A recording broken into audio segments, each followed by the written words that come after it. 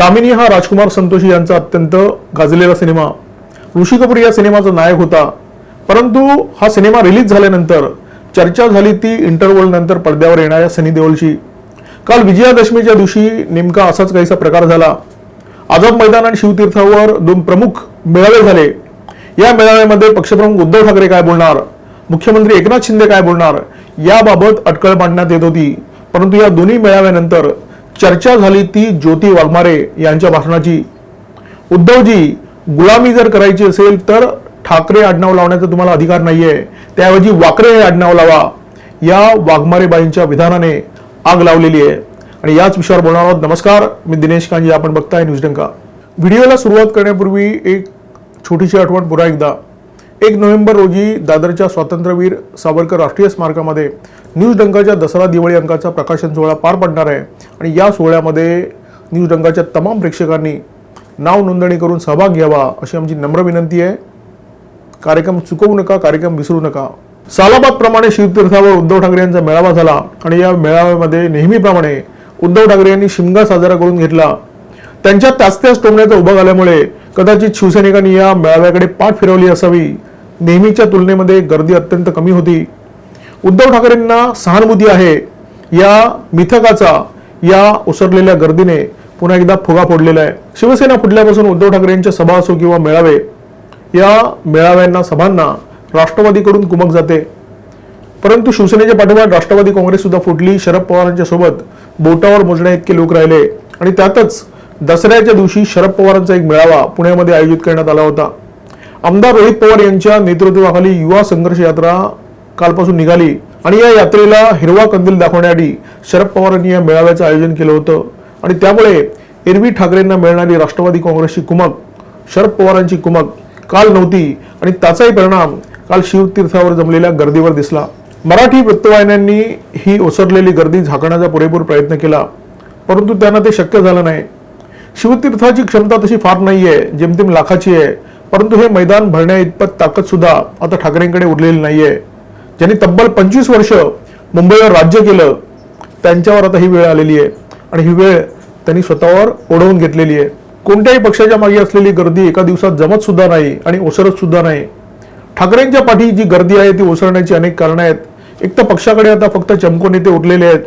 हे चमको नेते जमलेल्या गर्दीसमोर भाषण तर ठोकू शकतात, परंतु या चमको नेत्यांमुळे गर्दी कधी जमू शकत नाही. मग ते संजय राऊत असो किंवा सुषमा अंधारे. पक्षप्रमुख उद्धव ठाकरे आणि त्यांचे चिरंजीव आदित्य ठाकरे यांना ऐकायला किती लोक जमत असतील हा एक पूर्णपणे संशोधनाचा मुद्दा आहे. सणावाराच्या दिवशी लोकांची मानसिकता खूप वेगळी असते. दसऱ्याच्या दिवशी ती आणखी वेगळी असते. शिवसेना प्रमुख बाळासाहेब ठाकरे जेव्हा हयात होते तेव्हा त्यांच्या सभेची जाहिरात कशी करण्यात येत असे? विचारांचं सोनं लुटण्यासाठी वाजत गाजत गुलाल उधळत या अशा प्रकारे जाहिरात करण्यात येत असे. आणि ते विचारांचं सोनं लुटण्यासाठी तिथे शिवसैनिकांची प्रचंड गर्दी जमत असे. शिवसेना प्रमुख बाळासाहेब ठाकरे यांचा आवाज शिवतीर्थावर बुलंद व्हायचा, हिंदुत्वाला बळ द्यायचा आणि देशविरोधी कारवाई करणाऱ्या उचापतखोरांना शिवसेना प्रमुख त्यांच्या भाषणामध्ये यथेच्छ तोडवायचे. दसरा मेळाव्यामध्ये शिवसेना प्रमुख ज्यांना ठोकायचे त्यांच्या सोबतच पक्षप्रमुख उद्धव ठाकरे उभे असलेले दिसतात. सनातन धर्म, हिंदुत्व, राष्ट्रीयत्व, देशाची एकता अखंडता ज्यांना समूळ उखडून टाकायची आहे त्यांच्यासोबत गळ्यात गळे घालण्याचे आणि त्यांच्या हातात हात घालून पंतप्रधान नरेंद्र मोदी यांना शिव्या देण्याचे काम उद्धव ठाकरे नियमितपणे करत असतात. आणि दसरा मेळावा सुद्धा त्याला अपवाद नाहीये. उद्धव ठाकरेंच्या भाषणाच्या याच वैशिष्ट्यामुळे मुख्यमंत्री एकनाथ शिंदे यांनी शिवतीर्थावर होणाऱ्या दसरा मेळाव्याचं वर्णन शिमगा मेळावा अशा प्रकारे केलं होतं. दसऱ्याच्या दिवशी लोकांची मानसिकता गोडधोडाची असते, श्रीखंडपुरीची मानसिकता असते. आणि या दिवशी शिवतीर्थावर येऊन उद्धव ठाकरे यांच्या मोदी विरोधात होणाऱ्या वांत्या काय ऐकाव्यात अशा प्रकारचा विचार करून बरेच शिवसैनिक या मेळाव्याच्या दिवशी घरी बसले असावेत आणि त्यांनी या मेळाव्याकडे पाठ फिरवली असावी. यंदाचा दसरा मेळावा गाजवला तो शिवसेनेच्या ज्योती वाघमारे यांनी. ज्योती वाघमारे हे तसं काही फार चर्चेतलं नाव नाहीये, परंतु एकनाथ शिंदे यांच्या दसरा मेळाव्यामध्ये ज्योती वाघमारे यांनी जो काही घणाघात केला त्या घणाघातानंतर या नावाची चर्चा पुढचे काही दिवस थांबणार नाही असं चित्र आहे. शिवसेनेत फूट पडल्यानंतर अनेक दिग्गज नेत्यांनी पक्षाला रामराम ठोकला आणि त्यानंतर शरद पवार यांच्या तैनाती फौजेतून उद्धव ठाकरे यांनी सुषमा अंधारे नावाचं रत्न आयात केलं. चेहऱ्यावर चित्रविचित्र भाव आणि बोलताना भलताच आव हे सुषमा अंधारे यांच्या भाषणाचं वैशिष्ट्य. त्यांचं आगमन झालं उद्धव ठाकरे यांच्या पक्षामध्ये, परंतु त्यांचं आगमन फळलं ते एकनाथ शिंदे यांना. सुषमा अंधारेबाईंच्या आगमनानंतर उद्धव ठाकरे यांच्या पक्षातील मनीषा कायंदे, मीनाताई कांबळी, नीलम गोरे अशा अनेक दिग्गज महिला नेत्यांनी पक्षाला रामराम ठोकला आणि त्या एकनाथ शिंदे यांच्या पक्षात सामील झाल्या. याच अंधारेबाईंवरून ज्योती वाघमारे यांनी उद्धव ठाकरे यांच्यावर केलेला भडीमार अभूतपूर्व आहे. त्यांनी असे काही सवाल विचारले की त्याची उत्तरं देणं उद्धव ठाकरे यांना अडचणीचं ठरणार आहे. ज्योती वाघमारे यांनी सवाल विचारला की हिंदू हृदय सम्राट शिवसेना प्रमुख बाळासाहेब ठाकरे यांच्या नावाने तुमच्या पक्षाचं राजकारण चालतं, मग त्यांना थेरडा मांडणाऱ्या सुषमा अंधारे तुमच्या पक्षाच्या चेहरा कशा काय बनू शकतात?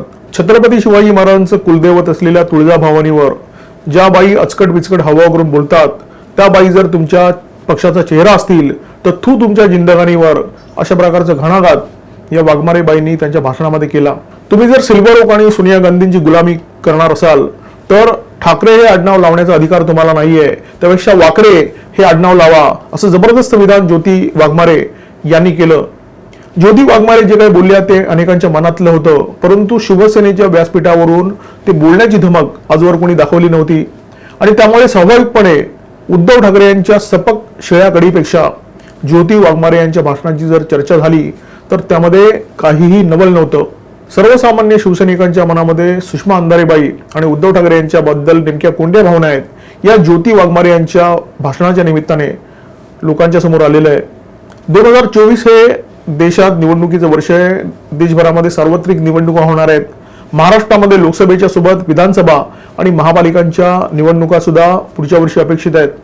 प्रत्येक पक्ष आपल्या पक्षाच्या शिरामध्ये हवा भरण्याचं काम करतोय, कार्यकर्त्यांना उत्साह देण्याचा प्रयत्न करतोय आणि त्या पार्श्वभूमीवर शिवतीर्थावर उद्धव ठाकरे यांच्या दसरा मेळाव्याचा झालेला फियास्को हे काही त्यांच्या पक्षाच्या दृष्टीने चांगलं लक्षण नाहीये. न्यूज डंकाच्या या व्हिडिओमध्ये तुर्तास इथेच थांबतो. शिवतीर्थावर झालेला उद्धव ठाकरे यांचा मेळावा आणि आझाद मैदानावर झालेला मुख्यमंत्री एकनाथ शिंदे यांच्या पक्षाचा मेळावा याचं तुलनात्मक वास्तव आपल्यासमोर ठेवण्याचा प्रयत्न केला. व्हिडिओ जर आवडला असेल तर लाईक करा, शेअर करा आणि अशाच माहितीपूर्ण व्हिडिओसाठी सबस्क्राईब करा आमच्या यूट्यूब चॅनल. नमस्कार आणि धन्यवाद. आमचा व्हिडिओ जास्तीत जास्त लाईक करा, शेअर करा आणि आमचं यूट्यूब चॅनल सबस्क्राईब करा. धन्यवाद.